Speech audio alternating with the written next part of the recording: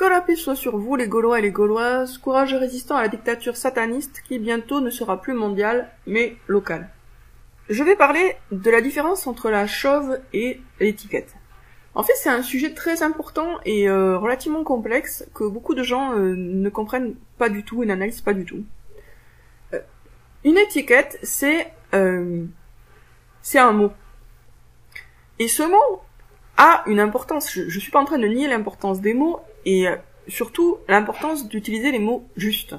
C'est extrêmement important. Cependant, le mot, ce n'est pas la chose. C'est différent. Il y a le mot et il y a la chose. Alors quand il s'agit de choses matérielles, c'est tout à fait facile à comprendre. Par exemple, vous avez le cheval, en chair et en os, avec des sabots, une crinière, et puis vous avez le mot cheval. Et pour tout le monde, à peu près, c'est clair qu'il y a une différence entre les deux. Mais quand il s'agit de choses plus abstraites, ça devient plus compliqué de faire la différence entre le mot et la chose. Et pourtant, il y a toujours une différence. Donc, on va parler maintenant de l'islam. Dans ma précédente vidéo, j'ai dit que l'islam est une secte.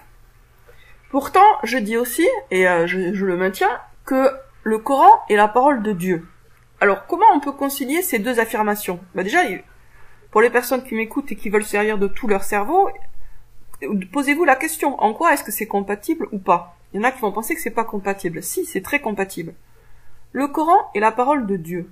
Maintenant, qu'est-ce qu'on met sous le mot islam? Ça dépend des gens, hein. Tout le monde ne met pas la même chose sous le mot islam. On est d'accord sur ça, je pense.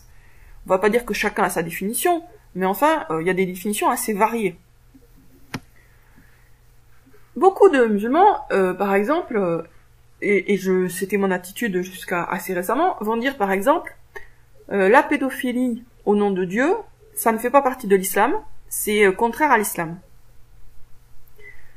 Mais le problème, c'est que c'est bien des savants dits musulmans, des oulémas, qui ont dit que un homme avait le droit d'épouser une fillette de 7 ans et de coucher avec. C'est des oulémas qui, eux, se considéraient comme musulmans et qui étaient considérés par tout le monde autour d'eux comme musulmans. C'était même des musulmans au carré, dans la mesure où c'était censé être des savants, donc des musulmans particulièrement éclairés et pieux. Or, ces savants, au cours de différents siècles, ont maintenu la légalité islamique de la pédophilie, du mariage pédophile. Et jusqu'à aujourd'hui, il n'y a pas de savants reconnus au niveau du monde musulman qui se soient violemment opposés à ça. Il y a des gens qui étaient des musulmans qui ont dénoncé ça, mais ils n'avaient pas l'étiquette grand ouléma. Donc, une question qui peut se poser, c'est est-ce que cette pédophilie au nom de Dieu, au nom d'Allah, elle est islamique ou pas? Tout dépend en fait de ce qu'on met sous le mot islam. Vous êtes d'accord? Tout dépend de la définition qu'on met sous le mot islam. Si on met sous le mot islam, l'islam originel, la version primitive, c'est-à-dire la révélation coranique telle qu'elle est descendue sur le prophète Mohammed. Dans la mesure où c'est une révélation divine, bien sûr qu'il y a une contradiction totale et que ce n'est pas islamique. C'est anti-islamique, c'est juste diabolique. Et c'est ce que moi j'aurais dit jusqu'à récemment. Et c'est vrai, c'est un point de vue qui se tient, mais tout dépend de la façon dont on définit le mot islam. Cependant, si pour la définition du mot islam, on prend en compte le fait que les savants de l'islam, ceux qui sont considérés par les musulmans comme de grands savants, la considèrent comme légale, là on est bien obligé de dire, oui, en ce sens-là, elle est islamique. C'est l'islam, c'est le point de vue, le consensus des oulémas de l'islam, qui se définissent eux-mêmes comme des oulémas de l'islam, eh bien cette pédophilie, elle est islamique. Donc tout dépend de la façon dont on définit le mot. Mais qu'on définisse de cette manière ou de cette manière, il reste, en tout cas à mes yeux bien sûr, que la pédophilie au nom de Dieu, c'est immonde, c'est un truc du diable. Seulement, si on dit que c'est islamique, ça salit l'étiquette islam. Sauf que c'est pas nous qui la salissons, c'est les oulémas de l'islam qui l'ont sali. Puisque c'est eux qui se prétendaient musulmans, qui se prétendaient savants, et qui ont prétendu que cette pédophilie-là, elle est sainte, elle est légale, elle est halal. C'est eux qui l'ont dit ça. Donc c'est eux qui ont sali l'islam. Mais, donc, la question c'est est-ce qu'on accepte est-ce qu'on prend le mot islam, on le dépoussière, on le raccroche à la révélation originelle, et dans ce cas-là, on va refuser, et on va dire ça c'est pas islamique, ça c'est pas islamique, parce que tout ça c'est dégueulasse? Ou est-ce qu'on accepte que le mot islam, il a évolué dans le temps, malheureusement, et que actuellement, dans le mot islam, il faut prendre en compte les points de vue des savants de l'islam, qui vont dire que, par exemple, il faut tuer l'apostat. En tout cas, il y en a beaucoup qui l'ont dit. Par exemple. Donc la personne qui change de religion, il faut la tuer. Alors que c'est contraire au Coran. Donc, si on considère que la balance, c'est le Coran, clairement, c'est pas islamique. Mais si on prend l'histoire des gens qui se disent musulmans au cours des siècles, c'est islamique, la mise à mort de l'apostat. Donc tout dépend de la façon dont on définit le mot islam. Il y a des chrétiens qui, de la même façon qu'il y a des musulmans qui vont dire la pédophilie c'est pas islamique, et le mariage de fillettes c'est anti-islam, il y en a qui vont dire ça, et de la même façon il y a des chrétiens qui vont dire un tel il a commis des meurtres, c'est pas un vrai chrétien. Parce que eux ils ont une définition positive du christianisme, et donc quelqu'un qui commet un meurtre gratuit, pour eux c'est pas un chrétien.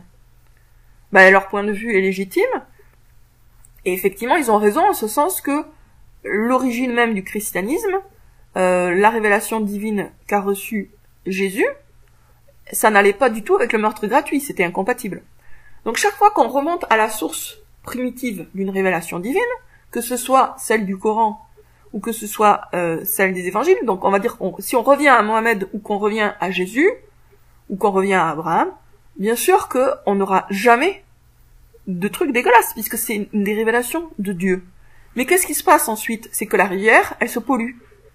La source est pure, mais après, elle a récupéré des déchets. Et aujourd'hui, quand on dit islam, oui, on a le droit, si on veut, de faire abstraction de toute l'histoire et de considérer que l'islam, c'est purement la révélation coranique, oui, on a le droit, je trouve ça légitime, mais on a aussi le droit de dire, l'islam, aujourd'hui, c'est aussi l'histoire de l'islam, et donc les points de vue de tous les savants. C'est pour ça que moi, je fais une différence entre la révélation coranique, qui est pure, et ce qu'on en a fait, qui n'est pas forcément pur. Alors il y en a qui vont me dire ouais mais Dieu a donné des ordres et c'est bon. Moi je suis pas en train de... Est-ce que je conteste les ordres de Dieu? Est-ce que je dis il faut pas jeûner? Est-ce que je dis il faut pas prier? Non, je conteste rien du tout des ordres de Dieu. Donc là encore c'est une façon d'évacuer les problèmes que je soulève et les questions que je soulève. Je vais vous dire pourquoi vous êtes super énervés contre moi, vous les musulmans coincés là, les musulmans que je dérange. Vous êtes énervés contre moi parce que j'appuie sur des endroits sensibles et qu'en réalité, si vous êtes de bonne foi, vous avez rien vraiment à m'objecter. Je ne fais que verbaliser des choses qui peut-être ont tourné dans votre tête de façon latente depuis des années. D'ailleurs, si vous m'écoutez, c'est bien que quelque part, ça fait écho à des choses en vous, sinon vous m'écouteriez même pas, hein, je vous signale. On arrive à la fin des temps. Il va y avoir un gros tri qui va se faire entre les bons et les méchants. Et les bons, il y en a parmi les chrétiens, il y en a parmi les musulmans, il y en a certainement quelques-uns parmi les juifs, et il y en a aussi parmi les gens qui n'ont pas, qui n'appartiennent pas à une religion bien claire. Ces bons-là vont être sortis de leur secte et vont se rassembler derrière le Mahdi et le grand monarque. Moi, je suis simplement en train de préparer cette étape-là. Elle va avoir lieu cette étape-là. C'est prévu, hein. C'est prévu par tous les textes. Bien sûr, du côté musulman, c'est interprété en termes de les musulmans vont se rassembler, et du côté chrétien, en termes de les vrais chrétiens vont se rassembler, mais les vrais chrétiens vont se rassembler avec les vrais musulmans, justement. C'est ce qui est prévu. Derrière le Mahdi, il y aura des gens qui avaient été précédemment des chrétiens ou des musulmans classiques. Et après, ils en sont sortis. Ils en sont sortis et ils se sont rassemblés derrière la vérité pure. La vérité pure, à toute époque, c'est celle qui est incarnée par un prophète, par un envoyé de Dieu. L'envoyé de Dieu qui va arriver, c'est le Mahdi et Jésus. Enfin, il y en a deux, quoi. C'est le Mahdi et Jésus. De toute façon, par définition, les envoyés de Dieu, ils se confirment les uns les autres. Donc, ceux qui suivront le Mahdi suivront Jésus, ceux qui suivront Jésus suivront le Mahdi. Vous avez pas envie de sortir de vos sectes, mais restez dans vos sectes. Moi, je m'en fous, hein. Je dis les choses parce que je sais que, en les disant, je gagne des points vis-à-vis de Dieu. C'est pour ça que je supporte l'agressivité, les gens qui se désavouent de moi, les insultes. Ça fait des années que je supporte tout ça, c'est pas nouveau. Hein. Ça s'était bien calmé là depuis quelque temps, maintenant ça reprend, mais je suis habituée à tout ça. Et pourquoi je supporte tout ça? Parce que je bosse pour Dieu, que ça vous plaise ou non. Et Dieu a prévu que les gens bien vont sortir de leur secte pour se rassembler derrière le Mahdi et le grand monarque. Pour sortir de vos sectes, il faut bien que vous commenciez à ouvrir les yeux sur le fait que vous n'êtes pas dans une mine d'or, quoi. Il y a de l'or et puis il y a autre chose, désolé. Et vous le savez très bien qu'il y a autre chose, et vous-même vous en avez conscience. Donc en fait, je ne fais que dire ce que vous pensez déjà, mais je le dis plus clairement, et en étant plus rigoureuse dans mon raisonnement, et du coup les conclusions vous dérangent. C'est tout. Donc, est-ce que moi je considère que l'islam est une secte? En un sens, oui, et en un autre sens, non. Tout dépend de la façon dont on définit l'islam. Si on considère que l'islam, c'est ce qui est descendu sur le prophète Mohammed, bien sûr que c'est pas une secte, c'est la vérité. Mais si on considère que l'islam, c'est ce qui a été fait à partir de cette révélation, et la manière dont ça a été interprété et compris au cours des siècles, ah ben là oui, ça c'est une grosse secte, avec des pédophiles qui violent des fillettes au nom de Dieu. Ça c'est une secte, ça. Donc tout dépend de la façon dont on définit le mot. C'est pour ça que je pourrais dire aussi bien, et je dis aussi bien, l'islam est une religion, l'islam est une secte, l'islam est la vérité. Parce que tout dépend de la façon dont on définit ce terme-là. Et les trois définitions me paraissent valables et pertinentes. En fait, on a le droit de définir un mot de plusieurs façons. Je veux dire, le langage, il est polysémique de base. Donc, l'essentiel, c'est de savoir quelle définition on adopte des mots quand on parle. Donc, moi, effectivement, je peux dire à certains moments, l'islam est une secte, à certains moments, l'islam est une religion, et à certains moments, l'islam, c'est la vérité. Puisque tout dépendra de la façon dont j'ai défini le mot islam précédemment. Et dans la mesure où l'islam, c'est la vérité, je reste musulmane. Mais dans la mesure où c'est une secte, je suis plus musulmane. Tout dépend de la façon dont on définit les mots, vous voyez? Non, vous voyez pas, je sais. Si vraiment je vous dérange, désabonnez-vous et concentrez-vous sur les gens qui vous caressent dans le sens du poil, qui vous gardent dans vos croyances confortables, dans votre confort intellectuel. Moi, je ne suis pas venue sur Terre pour aider les gens à ronfler. Voilà. De base, je ne suis pas un somnifère. Je suis un jus d'orange tonique qui réveille. Voilà, c'est ça ma nature profonde. Je suis un stimulant neuronal. Je suis là pour réveiller les consciences somnolentes ou endormies. Somnolentes, on va dire. Pour passer de l'étape demi-sommeil à l'étape réveil complet. Voilà. Chacun sa mission sur Terre. Je connais la mienne et j'essaie de la réaliser. Dans la mesure, bien sûr, de mes moyens. Qui actuellement sont hyper limités, il faut bien le dire. Bon. Donc, pour revenir à la différence entre le mot et la chose. Le mot n'est pas la chose n'est pas le mot, et c'est vrai même pour ce qui est abstrait. Donc, il y a des différences à faire et à saisir et à comprendre si on veut être rigoureux dans sa pensée et comprendre en fait le monde qui nous entoure, quoi. Les satanistes, ils savent très bien ça, et ils jouent sur les mots, beaucoup. Ils nous vendent des formules qui vont orienter notre esprit dans un certain sens. Parce que le vocabulaire, quand les mots sont bien définis, ils aident à penser. Quand les mots sont mal définis, ou que c'est des mots dont le sens a été tordu, falsifié, ça devient des outils de conditionnement mental et d'endoctrinement. Pensez à distance de sécurité, pensez à, tout le vocabulaire du coronavirus, qui vise clairement à casser les liens sociaux, les liens entre les êtres humains.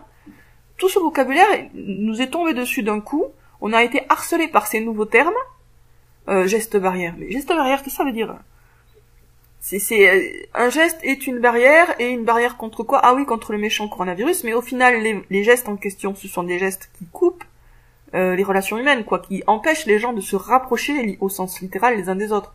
Donc on a tout un vocabulaire qui a été bien goupillé pour nous manipuler. Les gens qui tiennent à tout prix à rester dans une secte, c'est parce que pour eux, l'étiquette de la secte, c'est un mot lumineux, un mot pur, un mot doré, et que ils veulent surtout se reconnaître et s'identifier à ce mot-là. Donc pour un musulman, c'est l'islam qui est un mot glorieux, pour un chrétien, c'est christianisme qui est un mot glorieux, etc. Mais le problème, c'est que le mot n'est pas la chose. Hein. Et comme je vous disais, si on remonte suffisamment haut dans le temps... Non, attendez. Oui, le problème, c'est que le mot n'est pas la chose, et que tant qu'on valorise et qu'on glorifie le nom de sa secte, on en est prisonnier. C'est pour ça que j'insiste toujours sur la notion de vérité. Parce que vérité, c'est pas le nom d'une secte. Hein. À la différence de sunnisme, chiisme, satanisme, bouddhisme, christianisme, etc., le mot vérité n'est pas le nom d'une secte. Ce qui fait que quand on aime vraiment la vérité, quand on redore ce mot-là, on est guidé, normalement, pour la trouver. Puisque quelqu'un qui valorise énormément le christianisme, il va faire beaucoup d'efforts pour être un vrai chrétien, donc il va se raccrocher à des textes du christianisme et il voudra surtout pas aller voir ailleurs parce que pour lui c'est dangereux, c'est pas bien, ça va le détourner de la vérité.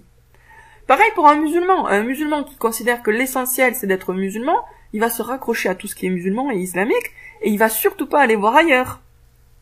Le problème c'est que comme l'islam au sens actuel, moderne, avec toute son histoire est devenu une secte, de même que le christianisme, quand on fait comme ça, on est prisonnier du coup.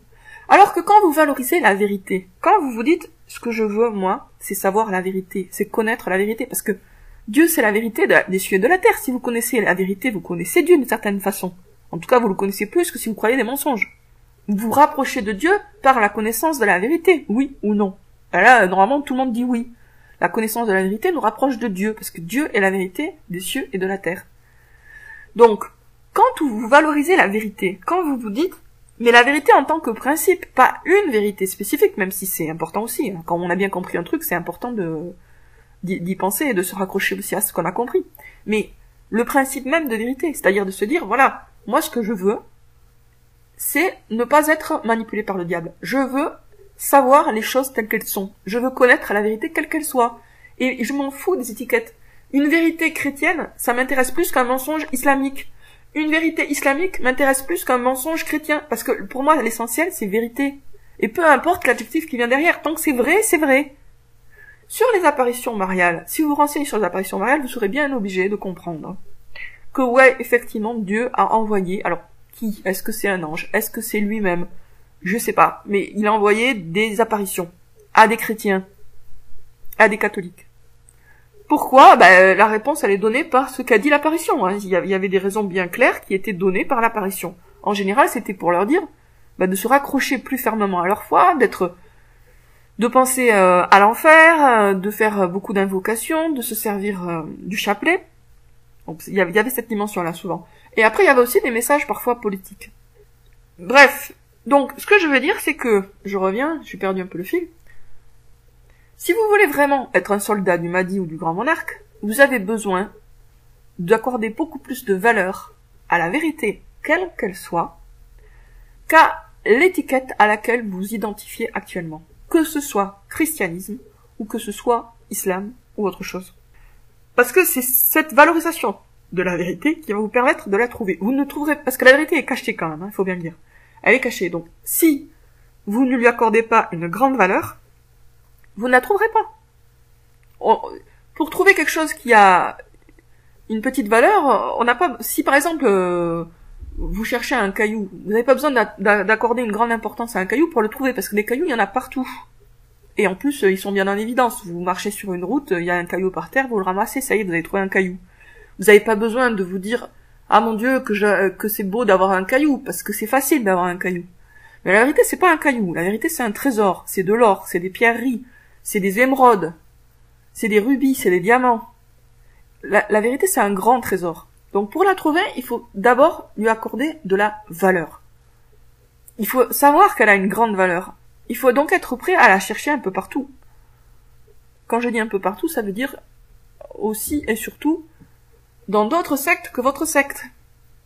Et c'est pas parce que vous trouverez une partie de la vérité dans une autre secte que ce sera pas une secte.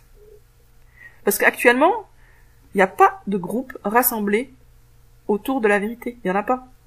Chaque groupe, c'est comme Dieu a dit dans le Coran, chaque groupe, ils se sont divisés en sectes et chaque groupe exulte de ce qu'il détient. Exulte, c'est-à-dire, ouais, et tout, j'ai compris, ouais, parce que pourquoi? Parce que chacun a effectivement un petit bout de la vérité. Parfois petit, parfois plus grand, mais un bout, pas la vérité complète. Donc chaque groupe est très fier et très heureux et très content d'avoir cette partie de la vérité. Et se dit ouais regardez j'ai toute la vérité, comme les aveugles et l'éléphant. Ouais regardez ça y est j'ai compris, l'éléphant il ressemble à un tronc d'arbre. Ah ouais non si moi j'ai compris, l'éléphant ressemble à une feuille de palmier. Bon voilà, donc cette attitude de se glorifier de ce qu'on a compris et de pas chercher plus loin, ben c'est ça qui vous maintient en esclavage dans les sectes. Si vous trouvez que mon discours est perturbant, c'est tout simplement que vous êtes en train d'être arraché au confort de vos mensonges. C'est tout. Voilà, effectivement, la vérité est perturbante. C'est une réalité. La vérité dérange. Et ce que je dis, c'est des vérités qui dérangent. En fait, je fais simplement, je verbalise simplement des choses que vous aviez déjà plus ou moins dans la tête, mais vous n'oubliez pas y réfléchir trop, parce que c'est dérangeant. Voilà. À partir du moment où on a compris que derrière le grand monarque et le Mahdi, il n'y aura pas un groupe constitué actuel, tout ce que je dis en découle. Hein. À partir du moment où on a compris que derrière le Mahdi, ce sera pas, par exemple, tous les sunnites, ou tous les chiites, ou tous les catholiques. Quand on a compris ça. Alors il y en a qui croient, oui, non, mais ça sera juste un petit bout des sunnites. Ben, c'est faux, parce que derrière le Mahdi, il y aura les gens de bien. Et si vous avez un minimum de bon sens, vous savez que des gens de bien, il y en a partout. Il y en a pas que chez les sunnites. Il y en a chez les chiites, il y en a chez les chrétiens, etc. Donc le camp du bien va se rassembler. Du coup, l'or qui est dispersé en termes de vérité, mais aussi en termes de personnes dans les différents groupes, les différentes sectes, va en sortir. Il va y avoir un tamis qui va se faire. C'est à la fois les personnes et les vérités qui vont sortir des sectes. C'est-à-dire que les bonnes personnes vont sortir de leur secte, et elles vont sortir avec la vérité. Elles vont garder la vérité qu'elles avaient, la part de vérité qu'elles avaient, et elles vont en sortir avec. Tout le monde va se rassembler derrière le Mahdi, et là, il y aura la vérité à peu près complète.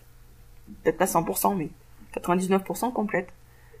Et ça, c'est ce groupe-là auquel Dieu va donner la victoire. Parce que si actuellement les musulmans sont sous les pieds de tout le monde, c'est bien qu'ils n'ont pas la vérité complète, ou qu'ils savent pas... Alors il y en a qui vont me dire, ils l'ont, mais ils savent pas l'appliquer. S'ils l'avaient vraiment, ils l'appliqueraient. Hein. Donc il y a aussi quelque chose qui cloche au niveau de la compréhension. Au niveau de la compréhension, et donc de toutes les interprétations qui ont eu lieu depuis des siècles autour du Coran. Moi, actuellement, j'ai rien à vous vendre. Hein. J'ai écrit des livres, je n'en parle pas hein, sur ma chaîne quasiment. Et le livre dont je vous parle le plus, c'est pour dans plusieurs années, je serai peut-être même pas là pour vous le vendre, justement. Allez, sur ce, je vous dis à très bientôt les amis, et rendez-vous dans une prochaine vidéo.